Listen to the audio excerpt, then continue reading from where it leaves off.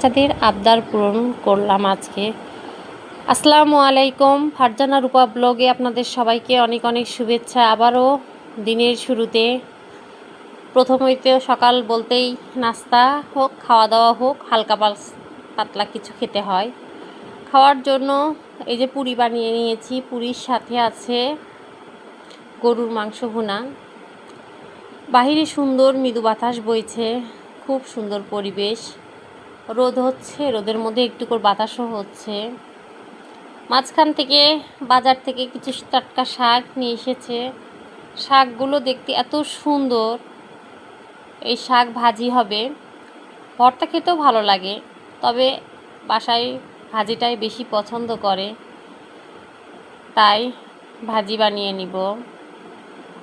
আমি যখন এই ব্লগিংয়ের কাজটা শুরু করি তখন প্রতিটা মুহূর্তে আমার ভিতরে অনেক ভয় কাজ করতো যে কীভাবে করব, পারবো কি না, মানুষ আমার ভিডিও দেখবে কি না, অনেক কিছুই মনে হতো।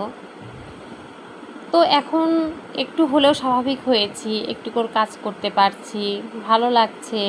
হয়তো বেশি ভিউ হচ্ছে না, তবে অবশ্যই হবে, অনেকে হয়তো দেখবে, এই আশা করেই চালিয়ে যাচ্ছি কাজ।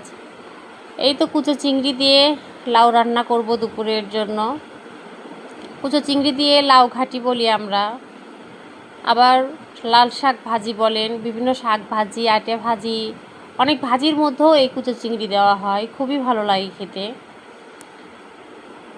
তো মানুষের জীবনে আসলে পরিশ্রম করাটা খুবই প্রয়োজন। বসে থাকলে তো হয় না, বলা হয় যে অলস মস্তিষ্ক নাকি শয়তানের বাসা। তো যেটাই হোক, কাজ তো করতেই হবে, তাই না? এই তো রান্নাবাড়ি হয়ে গেছে, এর মধ্যে দুপুরের খাওয়া দাওয়া হয়ে গেছে। বিকেলের জন্য একটু নাস্তা বানিয়ে নিলাম। লাল চা আমাদের শরীরের জন্য অনেক উপকার, মশলাদার চা। ঠান্ডা লাগলে বিশেষ করে আরও বেশি উপকারী এই চা। তাই আমি বেশিরভাগ দুধ চা থেকে লাল চাটাই বেশি বানিয়ে থাকি। বাবুরাও খায়, বাবুদেরকেও খাওয়াই। এই তো লাল চা বানিয়ে নিলাম। বাচ্চাদের আবদার, বাচ্চারা বাহিরে যাবে, কিছু খাবে, তো মনে করলাম একটু বাহিরে নিয়ে যাই। সন্ধ্যার সময় বাহিরের এই আবহাওয়াটা সত্যিই খুব সুন্দর। বাতাস হচ্ছে হালকা হালকা, তার মধ্যেই তো সন্ধ্যা নেমে এসেছে। বাহির থেকে আইসক্রিম, বিস্কিট, কেক, শনপাপড়ি এগুলো নিয়ে আসলাম বাচ্চারা খাবে বলে। বাচ্চারা তো আইসক্রিম খাওয়ার জন্য ব্যাকুল হয়ে পড়ে, তাদের আইসক্রিম খুবই পছন্দের, কিন্তু বেশি তো খাওয়ানো যাবে না, তাই না? করে সব কিছু খাওয়া দাওয়া কমপ্লিট করে এই তো রাতের আয়োজন চলছে।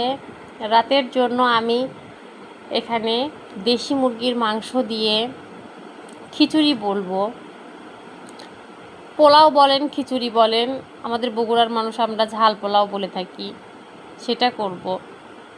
জন্য ভালোভাবে পেঁয়াজ মরিচ সব কিছু ভেজে নিয়েছি। আলাদা করে মুরগির মাংস রান্না করে নিয়েছি। নেওয়ার পর চালগুলো ভেজে নিব। চাল ও ডাল আমি কিছুক্ষণ ভিজে রেখেছিলাম, নিয়ে ঝরে নিয়েছি পানিটা। নেওয়ার পর এই তো হচ্ছে আমার ভিডিওটি যদি আপনাদের ভালো লেগে থাকে, আবারও আপনাদের কাছে আমার অনুরোধ যে আমার চ্যানেলটি সাবস্ক্রাইব করবেন, আমার পাশে থাকবেন। আপনারা যদি আমাকে আগ্রহ দেন, আমার ভিডিও দেখেন, আমি আরও কাজের আগ্রহ পাবো, আমার খুবই ভালো লাগবে। সবাইকে অসংখ্য ধন্যবাদ।